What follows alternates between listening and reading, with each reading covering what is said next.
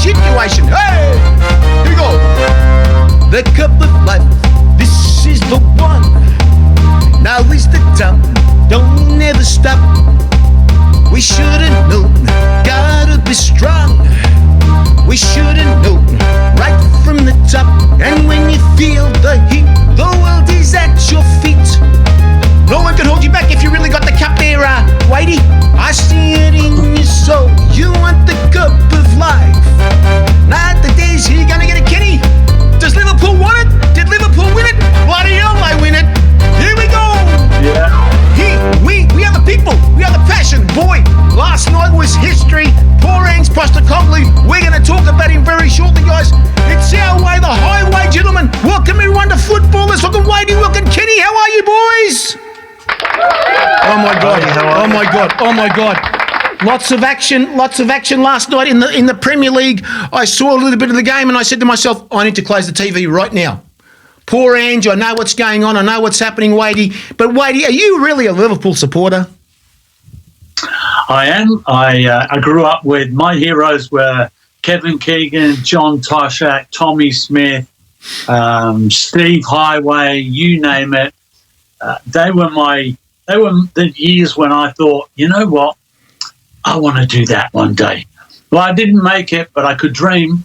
But let me say one thing about this. There was a certain Liverpool player played at South Melbourne. Is that right? Alan Evans? Yeah, Alan Evans. Oh, Yeah, I remember his first game. I was there, and Georgie Campbell was there playing together. Well, I couldn't believe it, mate. We need to find the guy. We're trying to find him. I can't find him. I think he's gone back to England. Now, Kenny, tonight, Kenny, how are you? How are you feeling? It's one of those days today where we're always talking about something that's happened in the game. Is that right?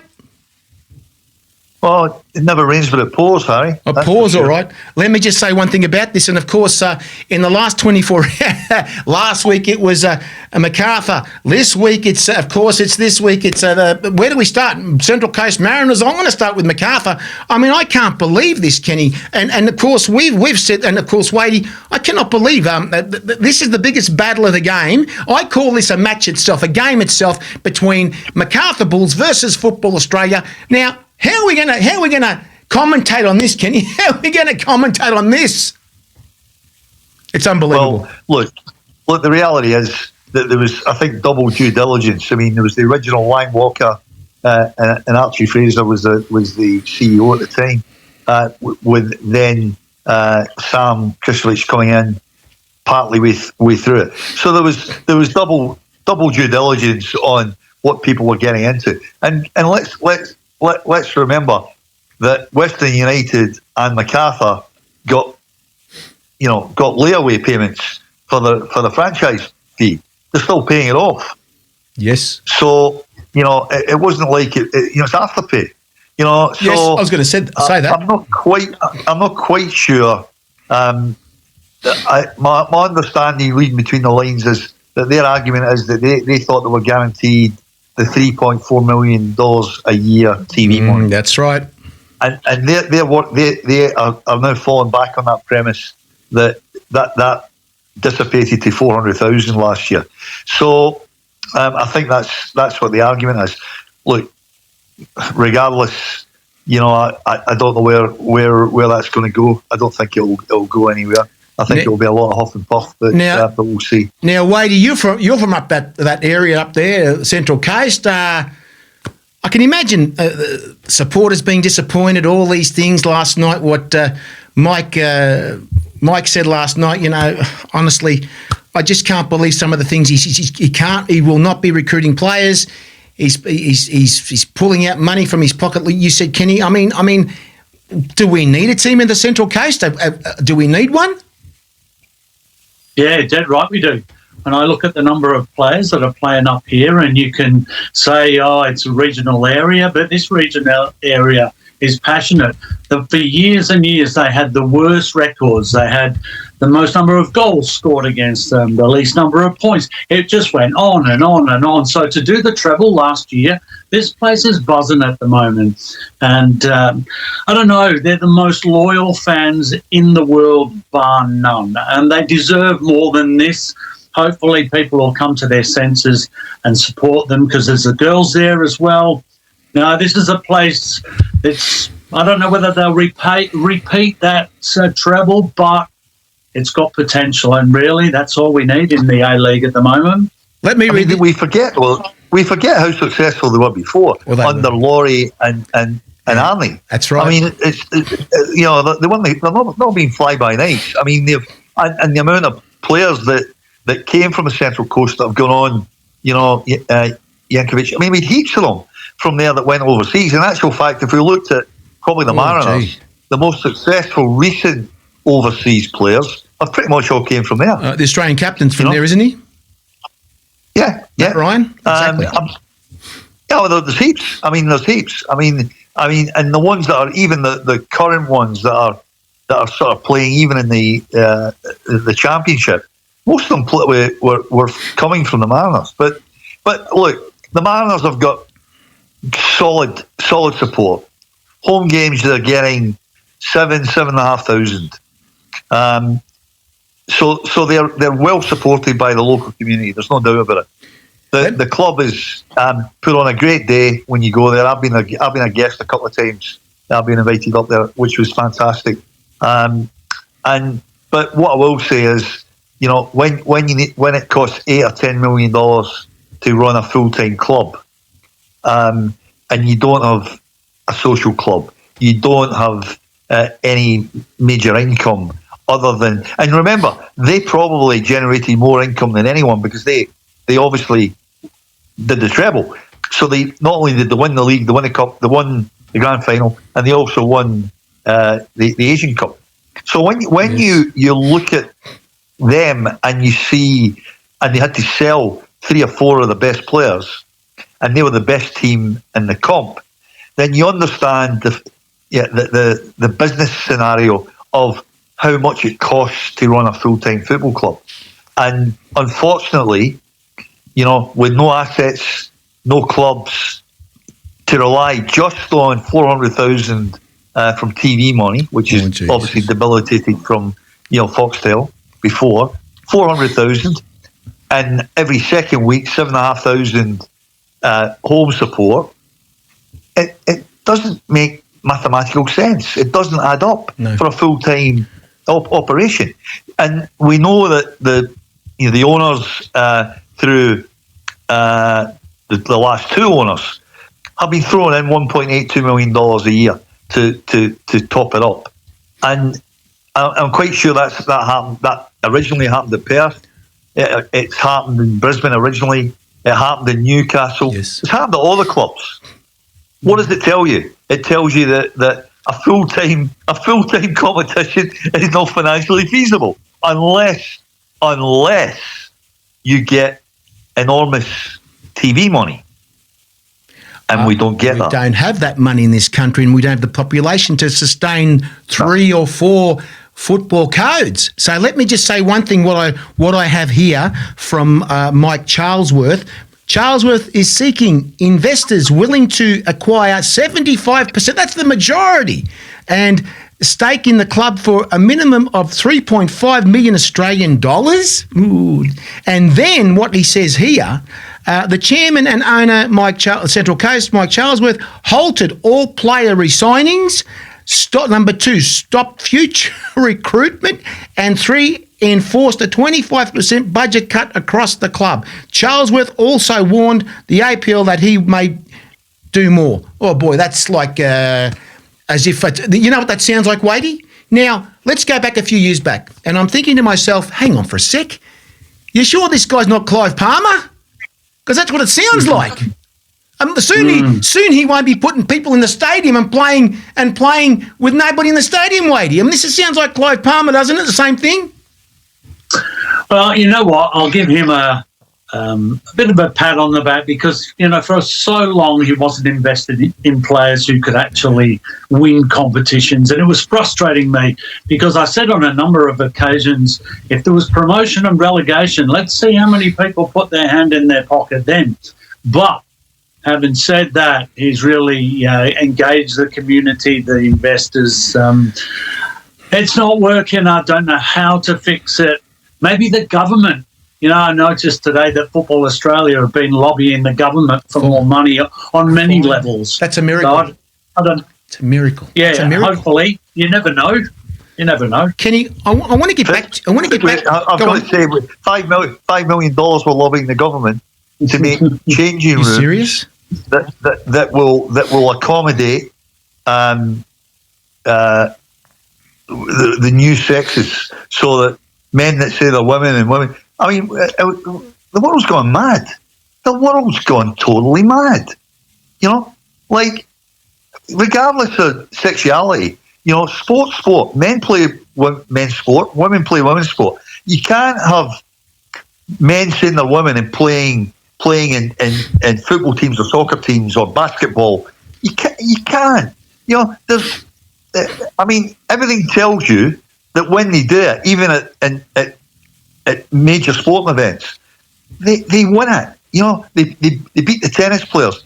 That's just the mechanics of our bodies. You know, that's never going to change. You know, and the world's encroaching into that now and making the world so complicated that we're actually allocating $5 million to accommodate, whether it be trans people or whatever, to be able to go into. Really? I mean, I must admit, Kenny, I've coached the girls at Gladsville Ravens for about 3 years. My daughter played there. And honestly, when they were getting changed in the boys' dressing room or a dressing room, it was disgusting.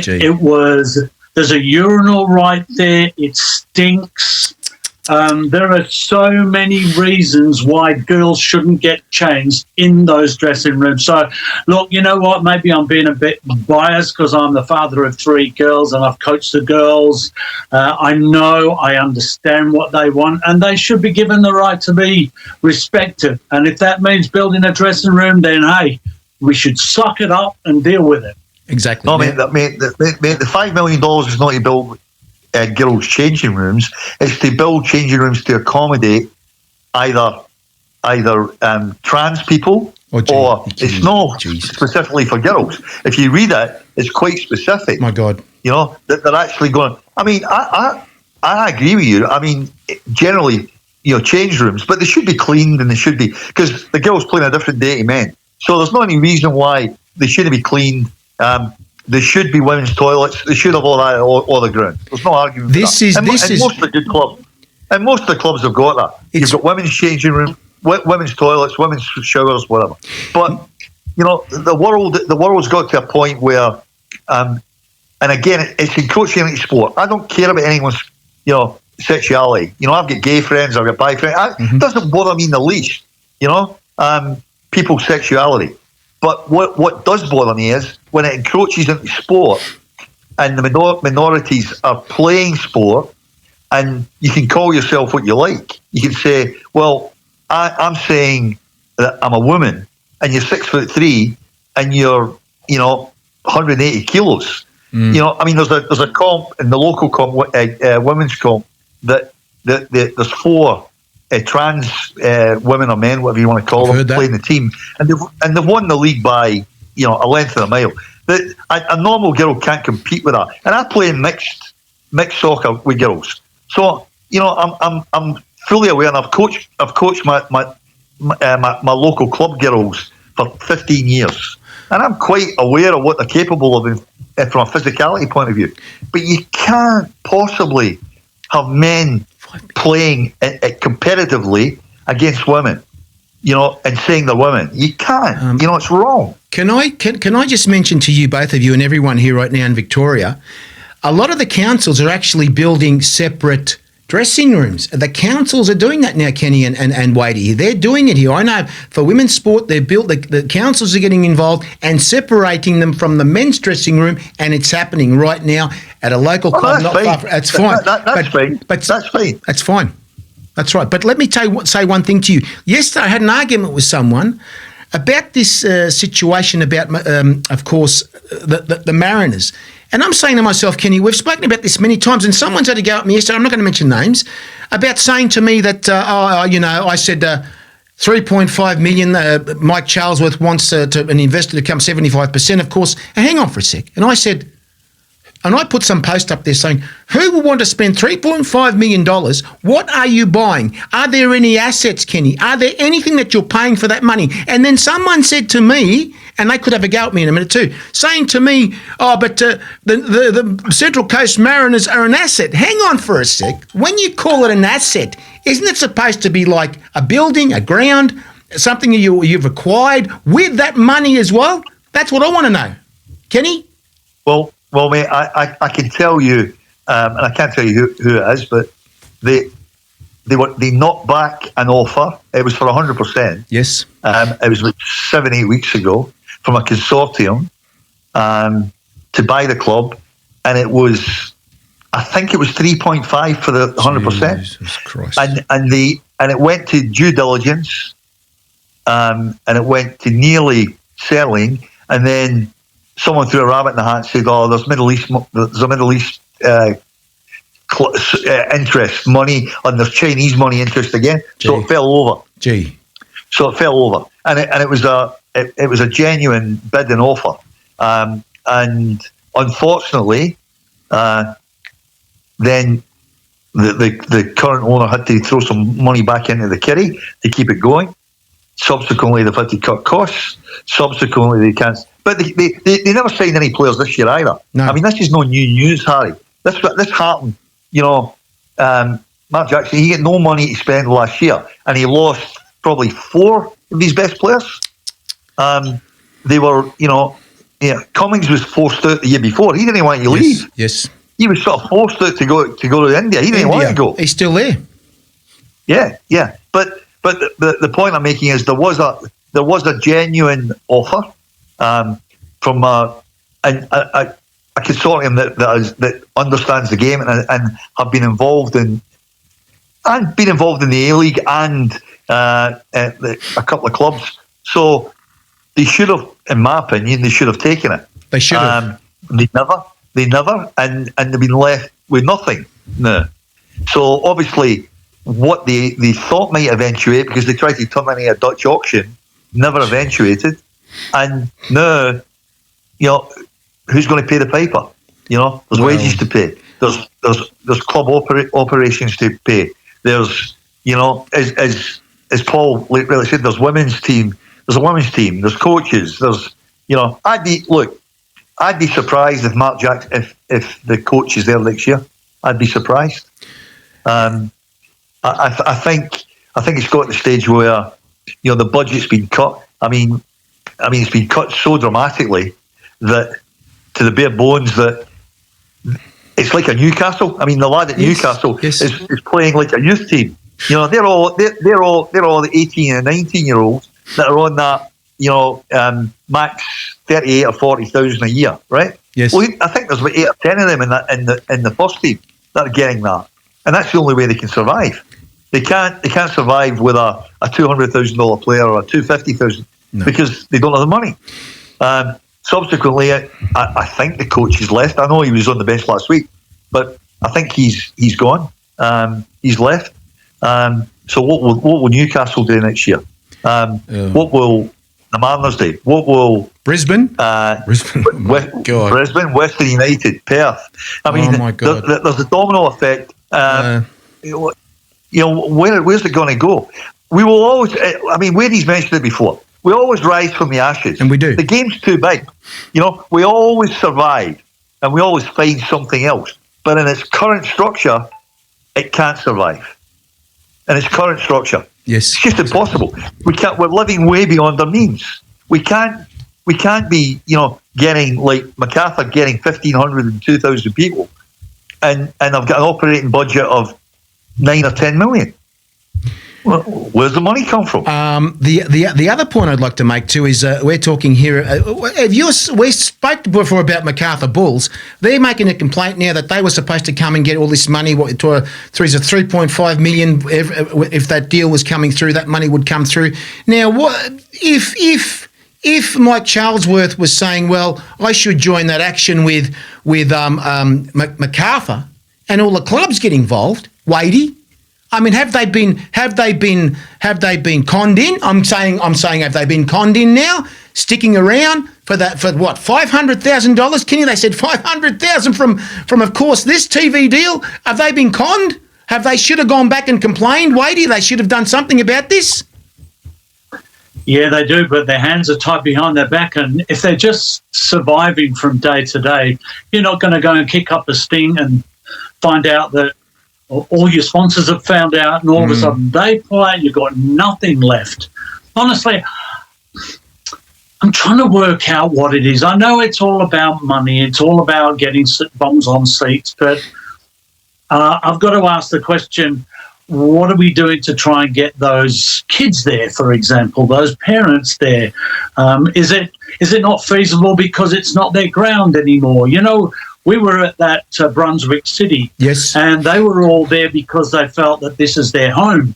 I was talking to somebody who was saying that, you know, Brisbane, they haven't got their own home. They haven't got a cute little 20,000-seater stadium so that when they play and 2,000 people turn up, it is embarrassing. It is. So there are loads of reasons we can't compare ourselves with anybody else. And who knows, years and years ago, somebody said to me, Wadey, doesn't matter whether it's the most popular game in the universe, as long as it's not here in Melbourne. And I thought, well, we're up against it already, and that's fine.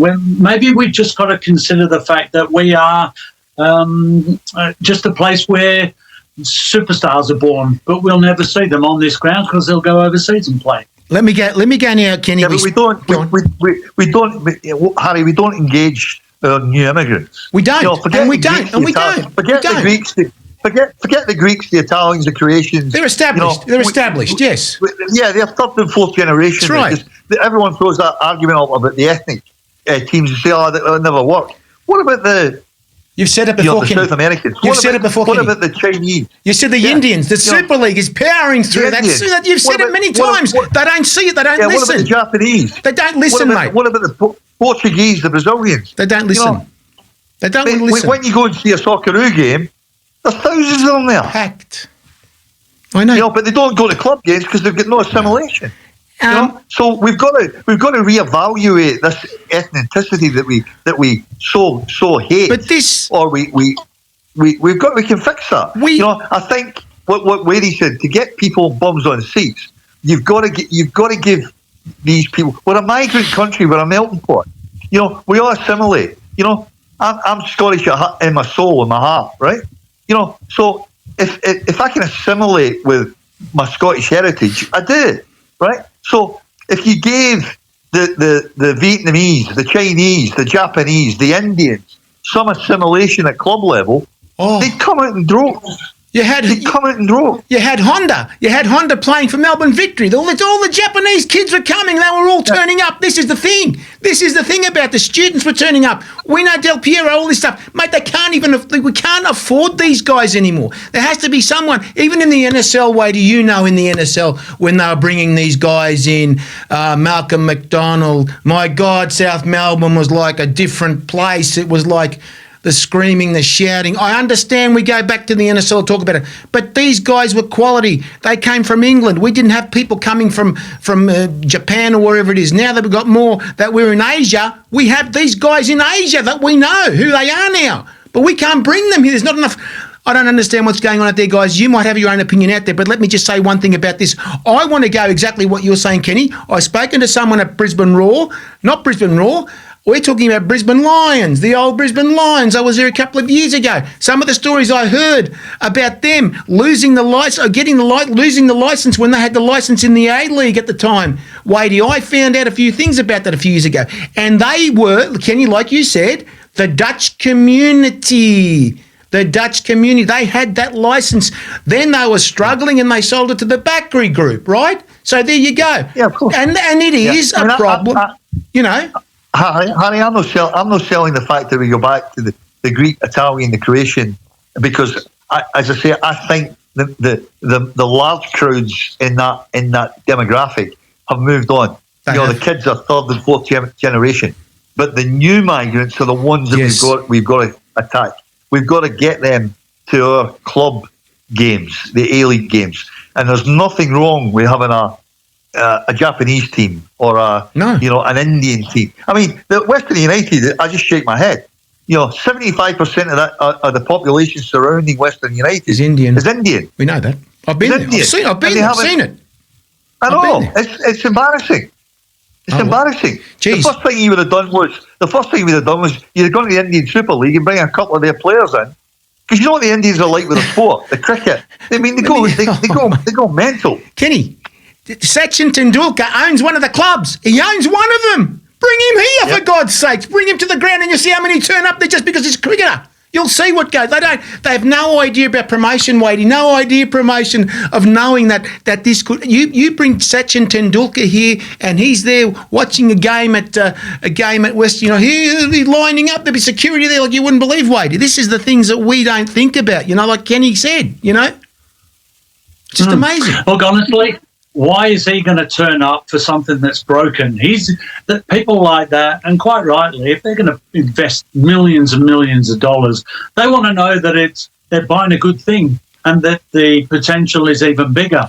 They don't care one rat's about our country football. So why would you? I certainly wouldn't. If I was in India and somebody said, "Hey, will you give us about $10 million to save our clubs?" I'd say no. Oh my God. Absolutely not. Oh my God. And let me go on. Kenny. Let me say, historically though, we've got a billion other broken dreams of guys. I mean, you mentioned Clive Palmer. Now, you love him or hate him. The fact is, he still threw a lot of money at the game. Lots. And he got the shits. He got the shits with obviously Frank Lloyd back then, and he spat the dummy. But we had Constantine. We had the Chinese guy, both at Newcastle. We had Tinkler. And you know what? We're great at criticising after the event when they're throwing millions of dollars to keep the clubs going, and then when things get a bit tough, they're the worst people in the world. They weren't looked after. They weren't looked after either. No, they weren't. And whether they were the right people or they had the right knowledge is another issue. But the fact is, they put their money where their mouth is. Exactly. Harry Michaels did it. Previously, there's been plenty of them. I mean, mate, when I was at Olympic, there was so many of them, that threw money at the club at a different scale, and lost all the money, but they loved the club. Exactly. Now, what Paul was saying, the interesting thing, I'm not quite getting my head around this. Why is the American investing so much money in Auckland? Oh my God! I've not got my head around that one. Bill Foley, unbelievable. He spent so much. I'm trying to get my head around what he sees in it, or what's the end game, because there must be an end game. Americans don't throw money away for nothing. He owns Bournemouth. It's his club. Bournemouth's his club in the Premier League. He's got he's also got of course, he's got an AFL American Football League team, and he also owns a hockey team too, NHL. Yeah. So the guy's in sports full on. Why can't they talk? I know, that's what I'm saying. They can't talk to him. So he's been successful. But these guys don't. Yeah, these guys don't normally make mistakes. No, that's right. And they normally do their due diligence. They normally don't.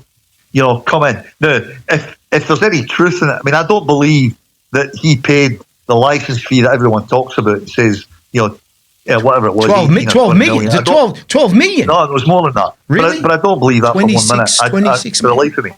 But the fact is, he's obviously, just like Western United, if we remember, when they came into the league the first year, they won it, right? Exactly. They had a big kick at the stumps. Oh, yes. Now, what will happen year 2 will be an interesting scenario. Will he still be well behind the club? Will he support the club financially? Because where do you go from there? You've won the league. Where do you go? What's the next stage? Where does he go? Just like what Paul was saying. What's the next step? Well, let me tell you what the next step is. I'll tell you what the next step is. This is how stupid this is, and not the APL talking to him and saying, "Well, you own Bournemouth. Let's bring Bournemouth over here to play Auckland." For God's sakes, if that's not in his mind, you understand, Wadey, there's opportunities that they don't think of, and there's one that I just thought about then. What do you think of that one? Bring Bournemouth here, they play Auckland, and they play the other A-League, some of the A-League clubs in Australia. Well, how does that work? I mean, that's common sense to contact him and say, let's do this and promote the game. Can you imagine? Nobody's talking. I can't believe that a businessman, a successful one like that, would just purely come out to win an Auckland audience. There must be an avenue into Southeast Asia, wherever. He's not stupid, obviously. I don't know him. Maybe he is. Maybe he's got too much money and somebody's talked him into it. I don't know. But the one thing that they must do is win it again. Yes. You said, now what do they do after they won it? You look at the Western Sydney Wanderers. They filled their stadium on year 1, but then they had to do it in year 2 and give something in 3 and 4. And I don't know, it's Tony Popovich just created a monster. Mind you, he had some very, very good overseas players to create it. So, yeah. Okay. In today's fast-paced business world, reliable logistics is key to success. That's where PC and FS Logistics come in. With a comprehensive range of services including air, sea and domestic transport, as well as secure warehousing, we've got your supply chain covered. From origin destination, our expert team ensures your goods are handled with care and delivered on time, every time.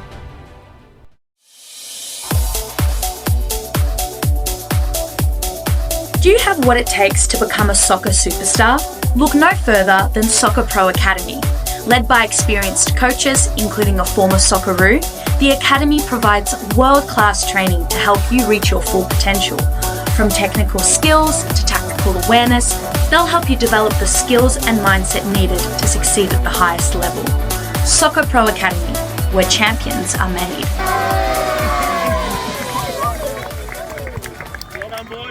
Are you looking for the perfect kit for your football club? Try Arrow Sport today. From jerseys to shorts to socks, Arrow Sport will have you completely covered. We can even cover your merchandising line, including hats, beanies, scarves, jumpers, and so much more. So if you're looking for excellent lead times, great pricing, and even better quality, try Arrow Sport today by looking at our website at arrowsport.com.au. And even better quality, try Arrow Sport today by looking at our website at arrowsport.com.au. Looking for a haven to unwind and indulge?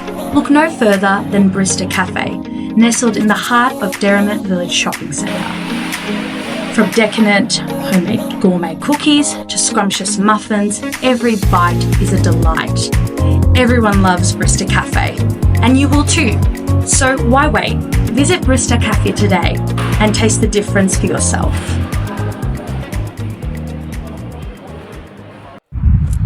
Hi guys, Harry Sundai here, letting you know that there's a apparel company that supports the game that you love. It's called There Is Only One Football.com, guys. You've got all sorts of stuff, from caps, t-shirts, water bottles, all sorts of accessories, even for your mobile phone.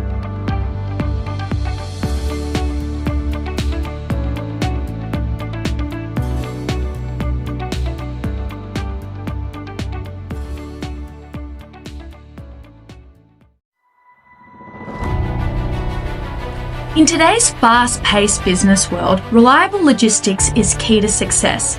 That's where PC and FS Logistics come in. With a comprehensive range of services including air, sea and domestic transport, as well as secure warehousing, we've got your supply chain covered. From origin destination, our expert team ensures your goods are handled with care and delivered on time, every time.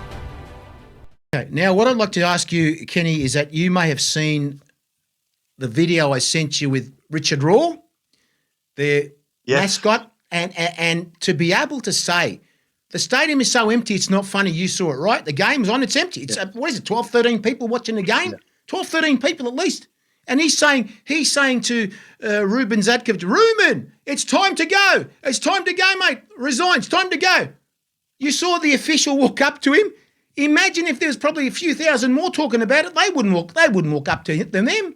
Come on, Kenny. Has he got a right to say that? Does he have a right? No, I don't believe you. No, I don't believe you've got the right to be abusive for that. Whether it's it was in a funny tone. He also called the two guys that are running the club. Yes, right behind him. Yeah, Yes, and he called them morons.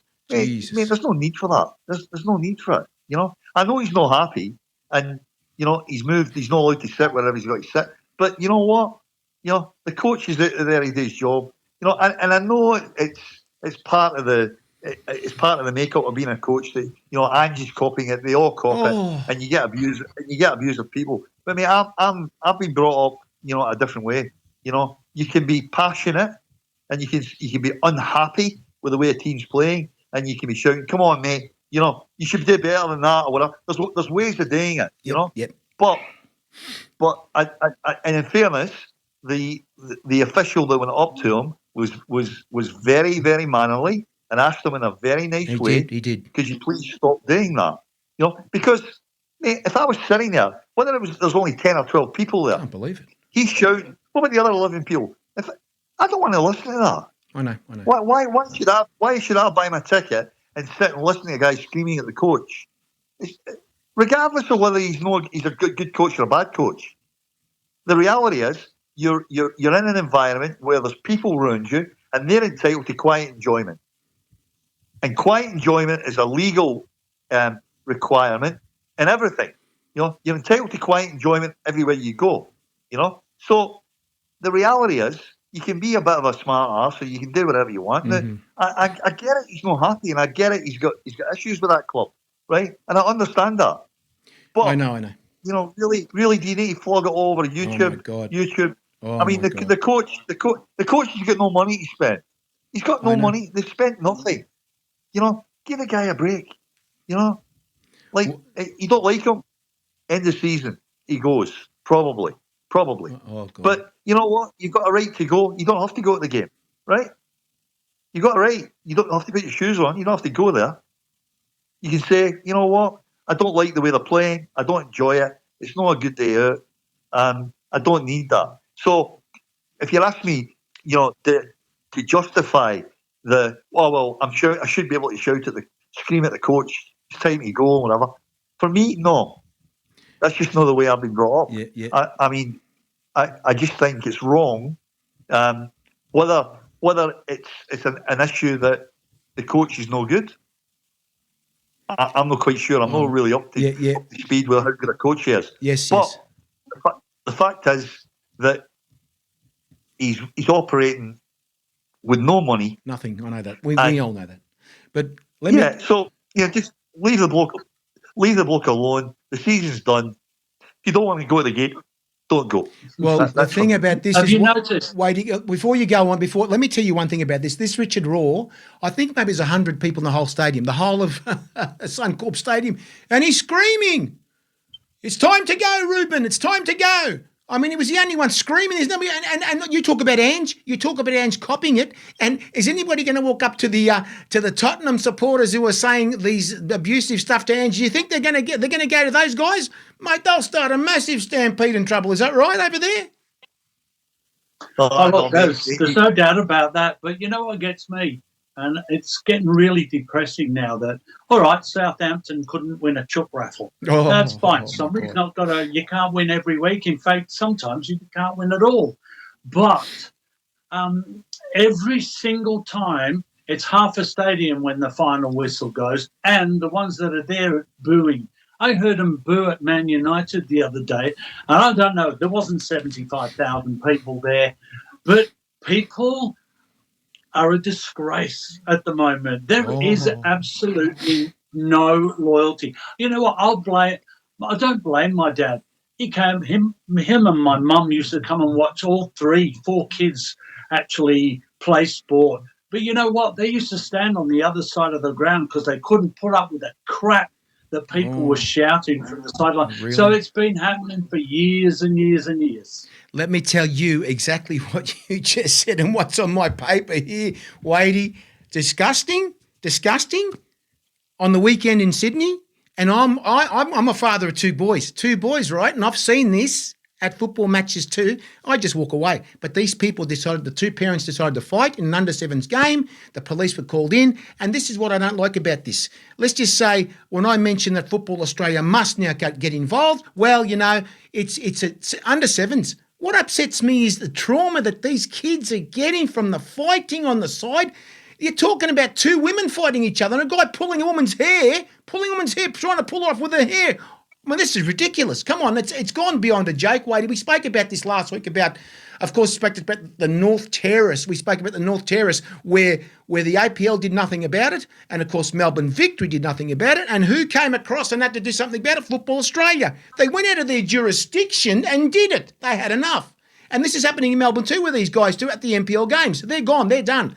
So why in their right minds? Why would not Wadey Football Australia start putting their foot down because the other federations do nothing, and even the clubs do nothing about it? I mean, what is this now? It's about time they got involved. Mate, but we've spoken about it before. I know we have. I don't know why we expect Football Australia to be the sports policeman. It's all about respect. It's about education at home. All right. Now, if parents are coming at an under-7 game and fighting, it's not Football Australia's fault. These people are morons. They're absolute morons. You know, I mean, we can't expect. You know, we can blame Football Australia for lots of things. You know, but they've got to be the policeman for under-7 games because parents are unhappy with a referee, or this is where the world's getting crazy. You know, I'm sure Wadey's the same. You know, my parents. You know, if I disrespected an adult or something, at sport, my father would have clipped me in the back of the ear hole. You know, I mean, you just want to get away with that. You know, it's all about upbringing at home. It all starts at home, right? And if you don't get it at home, you can't blame Football Australia. You know, they can't be the football policemen. They can't possibly police all the games that we play. You know, and we know that there's certain demographics areas that seem to have more trouble than others, and it keeps cropping up, and it comes from broken homes, it comes from all sorts of things. But you can trace it back, in Queensland, you've got all these kids running riot that have broken homes, coming out of broken marriages and all that, and you can trace it back to it. You can see where it's coming from.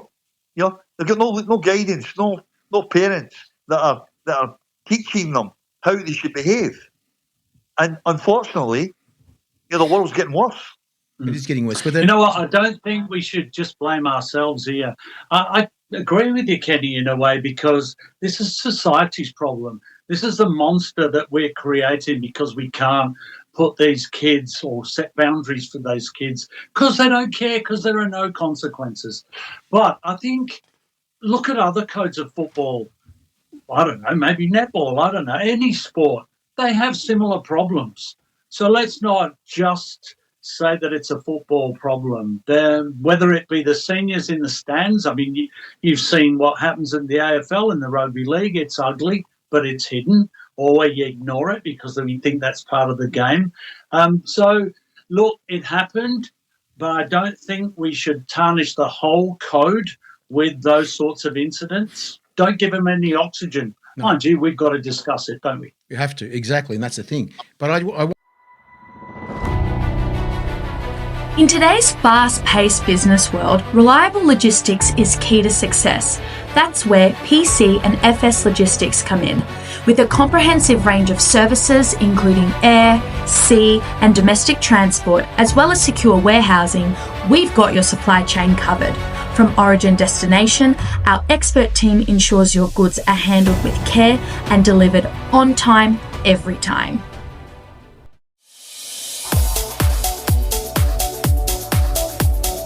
Do you have what it takes to become a soccer superstar? Look no further than Soccer Pro Academy.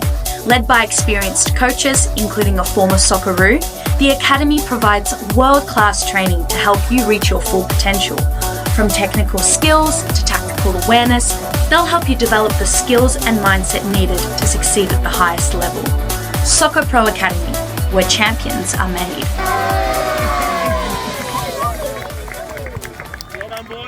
Are you looking for the perfect kit for your football club? Try Arrow Sport today. From jerseys to shorts to socks, Arrow Sport will have you completely covered. We can even cover your merchandising line, including hats, beanies, scarves, jumpers, and so much more. So if you're looking for excellent lead times, great pricing, and even better quality, try Arrowsport today by looking at our website at arrowsport.com.au. And even better quality, try Arrowsport today by looking at our website at arrowsport.com.au. Looking for a haven to unwind and indulge? Look no further than Brista Cafe, nestled in the heart of Derrimut Village Shopping Centre. From decadent homemade gourmet cookies to scrumptious muffins, every bite is a delight. Everyone loves Brista Cafe, and you will too. So why wait? Visit Brista Cafe today and taste the difference for yourself.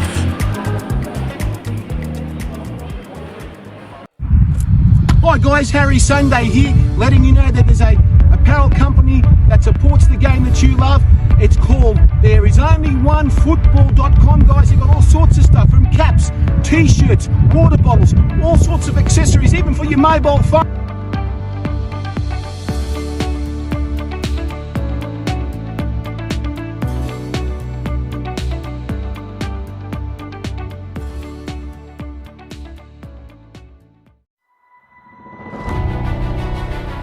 In today's fast-paced business world, reliable logistics is key to success. That's where PC and FS Logistics come in. With a comprehensive range of services including air, sea and domestic transport, as well as secure warehousing, we've got your supply chain covered. From origin destination, our expert team ensures your goods are handled with care and delivered on time, every time. I want to get onto something a little bit different here. I really feel sorry for Ange Postecoglou. Was your teammate as well, and the difficulties he's had this year with players being injured all over at, of course, at Tottenham Hotspur. But I mean, look, that game yesterday was inevitable. Is that right? Inevitable. You're playing the top team. You're one of the bottom teams. What are you expecting? They scored the first goal. Wadey, I mean, of course, your team won that. To win that last game, to win the prize there, of course, English Premier League Cup and everything. But, I mean, how do you feel? I mean, what I have here, I've heard a few stories, all right? This is only hypothetical. People are saying things like, Ange may not go, he may go. I was looking at Levy last night. Levy just sitting there as if you see him in the stands and they pointed out at him. He's just looking nice and calm. He wasn't really looking upset. I mean, is he okay, this guy? Is it the administration that has brought down this club? Is that what it is? People are saying that. Yeah, you're always going to blame somebody who's not there, don't you? You can boo all you like at Ange, but the number of times that Levy gets smashed about not putting enough money in, exactly, or buying the right players, or doing all sorts of things. At the end of the day, there are 11 players out there who miss from a yard or 2 yards, and some score amazing goals. But you know what? If I was Ange, and I don't know about you, Kenny, but if I had a game in a Europa League, I would be resting a few players too. You're going to the best team in England, if not the world, with, I don't know, even if you took his full-strength team out there, what's the chances of 3 points? Very, very slim. So just leave a couple of the senior players, the ones that make a difference on the part, leave them off and just hope that they all come together when they play in this Europa League. Yeah. I mean, look, going back, Levy could be criticised 4 years ago, 5 years ago. When Pochettino was the coach, they got to the final of the Champions League. They only lost the Premier League by, I think, the last game of the season, or the second last game of the season. And Pochettino asked Levy for 3 players in the January transfer window, and Levy never got them. So that's when he deserved to be criticised. They've spent 360 million on players in the last 2 seasons. They've built the best stadium, multi-purpose stadium in probably Europe. It generates more money than you can poke a stick at. Now, for me, and as much as what Paul just said, and I sort of agree, I would, if I'd been Ange, that you would be leaving a few players out. I was watching for the first goal, Madison taking the corner. His body language was awful. He looked as though he didn't want to be there. He looked as though, oh, Jesus, I've got to take a corner. The other issue is they go 1 up. Now, I don't care even if you leave 2 or 3 in the bench. You've got a squad of 20 or 22 and you spent 350 million. You should still, if you go one up, you shouldn't be getting beat 5-1, regardless of whether it's Liverpool or it's Man City. You shouldn't be getting beat 5-1. I mean, I think, the whole structure of how they're playing is just falling in a heap. You can't finish fourth bottom in the English Premier League and spend that much money. And I get it, injuries, I get that. But he's certainly got a mismatch. I mean, I look at them like Man United. I mean, Man United need 10 or 11 players. Man United are horrendous. I mean, how do they? The upside for Spurs, they've got the stadium built. Like, they've got that tucked away. So they can invest whatever money they like in players with allowing the fair play thing, that they can spend money.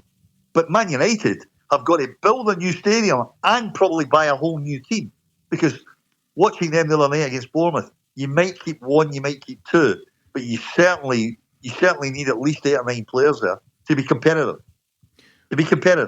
What was it? So go back to Ange. I'm actually surprised. I thought maybe he would have been gone today. It wouldn't surprise me that he doesn't lead them into the Europa Cup game. It wouldn't surprise me, because it just looks like a dead duck. Regardless of whether they win it, I've got no doubt he won't be there. And look, he's given it a great crack. It hasn't worked. He'll get a good payout, and he'll get a gig. He'll get the Greek national job. He'll get Japan. He'll probably get a championship job. So he'll be fine. I mean, unfortunately, the Spurs is a poison chalice. I mean, they haven't won anything since 91, 92, right? And before that, it was 81, when my daughter was born. They won the FA Cup. So they're not exactly flourished with trophies anyway, but they're certainly a poor man's second to new Arsenal. I mean, they're miles behind Arsenal. Can I just make a couple of points? Yep. First of all, about Liverpool, you don't get beat 5-1. When you've got quality players and the quality of the goal, who is going to stop Mo Salah doing what he did, even with that goal? Tell me who's going to stay. He could score 5 goals on his own. What was the other? McAllister. Who hits the ball like that? I saw that goal. Accurately. I saw that. So you're not playing against Everton. You're playing against Liverpool Football Club, who could score from anywhere. And you look at the bench and all the players on the bench, and you go, wow, that could be a first team. Maybe at the bottom of the Premier League, but could be a first team. And as far as Tottenham goes with Levy, why would you, when you've had so many coaches, Kenny, over however many years, like there's almost more coaches than there are years, why would you go and do that before a competition that you could win? It will put you in exactly the same space. I mean, who's going to come in and change anything that'll win them the game? I think he's put his money. If he was going to sack him, he would have sacked him by now. I think the 5-1 was about. I'll make a point, Paul. I mean, me and you've played the game at a high level, and you thought about Salah. Salah's goal. We know how Salah plays. He gets the ball wide, comes in his left foot. What would you do if you were a defender? You push him outside, don't you? You push him on his right foot. They let him come inside. And I shake my head when I watch it. I mean, Liverpool broke. It was the corner for Tottenham. Liverpool headed it out. McAllister passed it wide to Salah. The cover was on. The sweeper was on the fullback. The fullback should have pushed Salah wide. Don't let him shoot.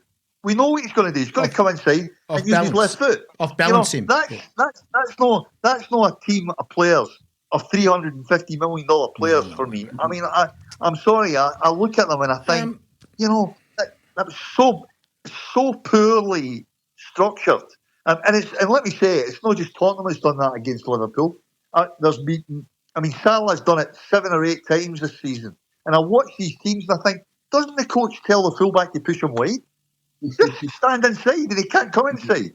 Let him go. The thing about that, Kenny, is that yeah, all right. If he goes out wide, he'll be on his right foot and he'll find it difficult, but he'll find a way of doing it. And the wider you go, the more room he's got and the quicker he is to get round you anyway. By bringing him inside, I know it's fraught with danger because he will put it in the top corner.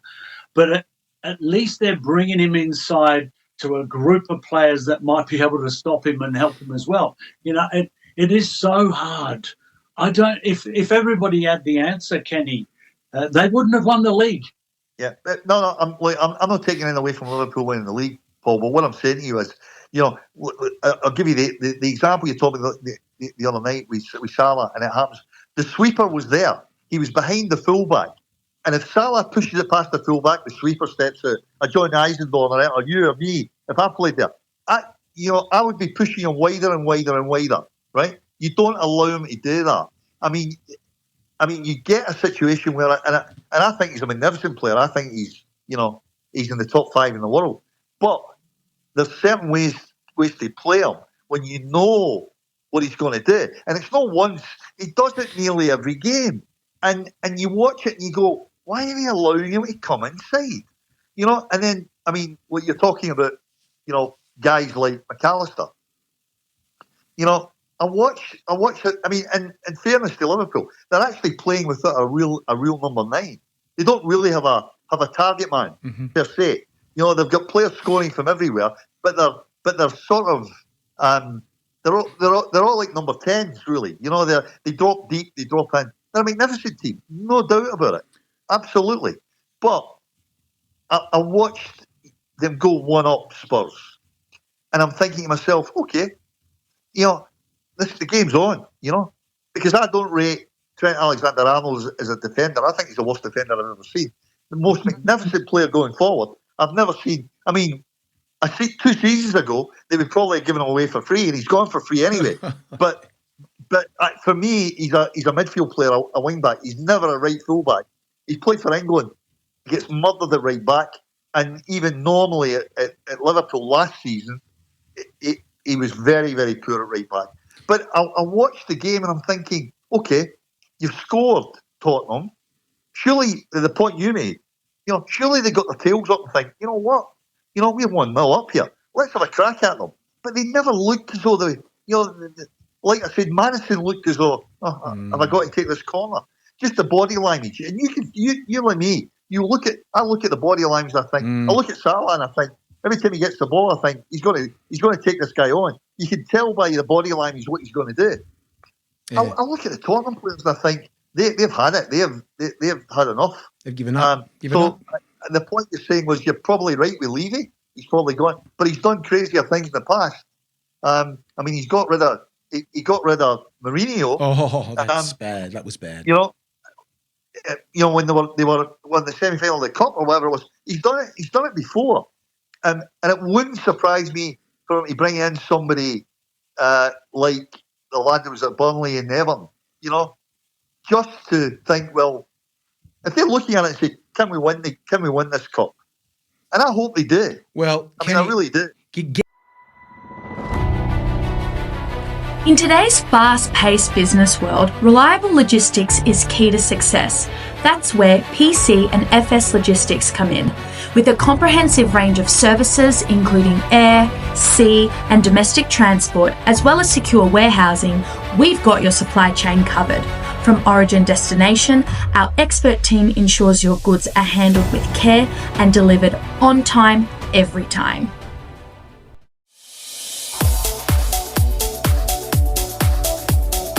Do you have what it takes to become a soccer superstar? Look no further than Soccer Pro Academy. Led by experienced coaches, including a former Socceroo, the Academy provides world-class training to help you reach your full potential. From technical skills to tactical awareness, they'll help you develop the skills and mindset needed to succeed at the highest level. Soccer Pro Academy, where champions are made.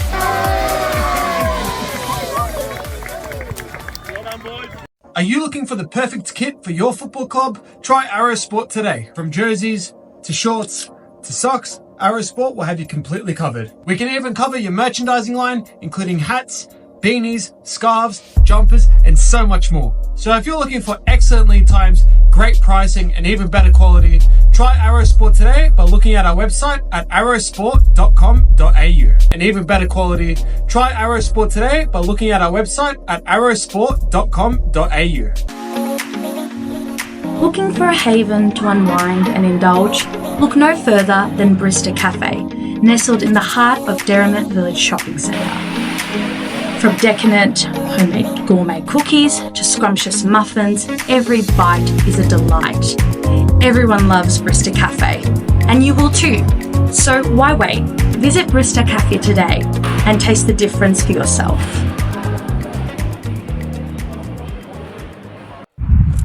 Hi guys, Harry Sundai here, letting you know that there's a apparel company that supports the game that you love. It's called ThereIsOnlyOneFootball.com, guys. They've got all sorts of stuff, from caps, t-shirts, water bottles, all sorts of accessories, even for your mobile phone.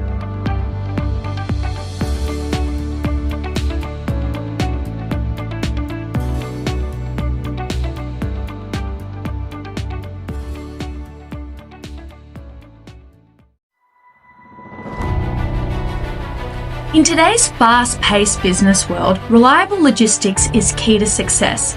That's where PC and FS Logistics come in.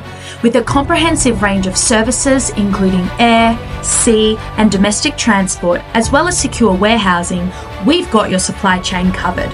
From origin destination, our expert team ensures your goods are handled with care and delivered on time, every time. Getting here now and saying who they're going to Bondi Glint. Bondi Glint. Apparently, I've heard it's the hardest place to play.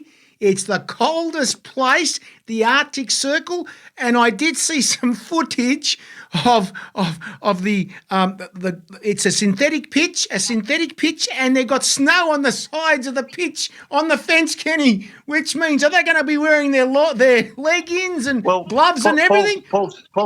Paul said the first game's at home, so Oh my God, mate! Oh my God!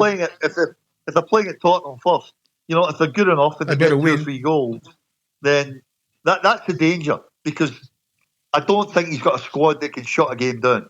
I don't think he can go. He can play any other way. I don't think structurally he's got the squad that can go. If we go 2 or 3 up, to say, well, just like. I look at Arsenal. They went to Real Madrid and they shut the game down the second game. They're capable of that because defensively they're fantastic. You can't say that about Spurs. Spurs leak goals like crazy. They're very, very poor defensively. Whitey, you know what? I was looking at the second. They play them on the second at Tottenham, and then on the 4th they play West Ham, and then next week. That's Friday, Sunday they play. And then they play them midweek next week. Oh, God. It is some schedule. You cannot, in your right mind, say to Ange Postecoglou, he did the wrong thing against Liverpool. Yeah, it's unattractive, that goal, that scoreline, but look where they are, and Man United are, and a lot of other teams are on the league. So, yes, it'll go down as an absolute disgrace, but in the big picture, and that's what he's got to look at, you know what? I'll take a hammering. If he gets through to the final, he could even play Manchester United. Is that right? Oh my God, they're in the next semi-final. So I forgot the team they're playing, but they could. These 2 low-level teams now, where they should be really high, could be a. Mate, if both of them, in fairness and hand on heart, if both of them get to the final, it's a real indicative. I suppose of the level of the performance if they 2 teams can get to the final, because both of them have been pretty awful this year. Tell you what, really bad. But let me just say that when they play over there, a lot of teams have played in Europe over there. Wadey, they've made and they can't win. A lot of teams have not won over there. The conditions you're talking about, ice, Kenny, ice on synthetic pitch. Can you imagine someone sliding, Wadey? Can you imagine somebody sliding on that? Mate, in the UK, that's like a summer's day, mate. Don't worry about it. Oh, my God, here we go. Now, I just want to get, before we go, guys, thank you for joining me, Wade, tonight. It's fantastic having you on one night. I tell you what, Carlos has just said a few things to me. I couldn't believe it today. But anyway, let me say thank you very, very much for coming on. But it was good of you to wear that beautiful shirt there, which has made our night as well, of course, and people are watching. And let me just say about the Victorian Premier League, of course, you can't call it MPL Victoria. Last week's games were really weird. Really weird. They played all 6 games. They played all 6 as one. There was one game tonight at the home of the Matildas, but all 6 games played on Anzac Day. All 6 games. That's unheard of. I want to get the scores here right now. Of course, poor Goran Lozanovsky, I know he's the coach of Altona Magic. 1, Oakley Cannons 2. Chris Taylor, our friend Chris Taylor, you might know Chris Taylor. Now, this is a big one. This is a big one last week. This is a massive one. Green Gully 1, South Melbourne 0. Okay, work that one out. And, of course, the match of the day was, of course, the 2 top teams there. Heidelberg United 3, Avondale 1. Boy, that was mig. Dandenong City 5 versus Port Melbourne 0. Preston Lions 2, St Albans 1, Hume City 2. This is sad, very sad what's happened to our former NSL club, of course. We're talking here about Melbourne Knights. I'm very, very disappointed the way they're going. They could even get relegated. It's very, very sad for them because you know what they were like when you used to play them, of course. Massive team. But tonight, of course, it was Melbourne Victory versus Dandenong Thunder. But next week's games, guys, Port Melbourne versus Altona Magic, Oakley Cannons. That's a big game, massive game. Johnny A there and, of course, Chris Taylor there. Oakley Cannons at Oakley Cannons, Heidelberg United, Preston Lions, Green Gully. Well, yeah, I think you'll be going for Green Gully, that one, that's for sure. I think so, Wadey. Avondale versus South Melbourne. I'm not saying anything. And, of course, Dandenong Thunder versus St Albans. And, of course, the Knights versus Dandenong City. And the last round game will be Melbourne Victory versus Hume City. Now, there you go. It's hotting up, mate. And as we say, rain, shine, storms, whatever. Even if it's a blizzard out there, go and get your snow plough and just plough through and watch the games. Is that right, Wadey? We've got to support our teams at this time of the year because they need their money. They need to support. Is that right? We've got to get out to the games, Kenny. Nobody goes anymore, Kenny. No. Wadey, before we forget, we just got to mention about the passing of Des Martin. Yes, Des Martin, exactly. And the funeral's this Wednesday for anyone at 11 o'clock. It's on YouTube. You can see if anyone, any of his ex-teammates. He's an ex-teammate of mine, obviously. And yeah, we lost him last week. And obviously condolences to his family and his close friends. But yeah, we lost another great one. It was too many too quickly at the moment. And of course, Wadey, you've known, of course, Des as well. You've known him, you've met him as well. I saw your pictures as well and everything. A great man. I interviewed him a few years ago, and the biggest story he told me, Kenny, I know he's passed away, but the story he told me was that Frank Arrock said, "I want you to come to Australia." Oh yeah, I'll be there tomorrow. What did we say? He was on Austria. Remember that? It was funny, wasn't it? That's the best. That's a great story he ever told when he told it to me. I mean, when I played with Des when we won the National League in '83, he couldn't speak English. He used to grunt at me, right? But when he learned a bit of English, he told me that story of Frank, and he said, Frank came to sign me, and he gave me the tickets, and I went home, and I looked at his wife, his girlfriend, the family, Austria. And he said, "Look, no problems." He said, "I play, and I come home at the weekend." And they looked at the tickets and they said, "You're going to come home on the weekend?" He says, "Yeah." He says, "But you're playing in Australia." Because he thought he was signing for an Australian team. I couldn't believe it, Frank. Oh, my God, mate. What a great story. That was funny. What a great story. Wadey, thank you very much. And Kenny, yeah, of course, I could put up, I should ask your permission if I could put up the interview with Des if I want to, as a tribute to him. It's up to you guys if you want to. I'll put it up. I should put it up. Is that right? Yeah, that'd be nice. That'd be nice. I'll put it up. I'll find it on there. It's on YouTube, so I'll put that up. Wadey, thank you once more. Thank you for saving our lives tonight. But, of course, it was a good thing that you put that shirt on and made our night big time. Thank you, Wadey. Yep, you will never, ever walk alone. Exactly. I should be singing that now. I should have put that song on. Thank you, Kenny, of course. Next week, guys, we got two fighters from the NSL, Gary Ward and, of course, Alan Davidson. It's going to be a massive fight next week, guys. Thank you for joining me, everybody. Thank you, guys. Thank you. Hey. Thanks, guys. Brought to to you by the show was brought to you by Peace and Efforts Logistics, our major sponsor. Sea City Lawyers always come to you. Arrow Sports, and of course there's only one football and Footballers Media Show. Thank you, Wadey. Thank you for joining me. Hey, the cup of life. Pleasure. This is the one. Now is the time. Don't ever stop. We should have known. Gotta be strong.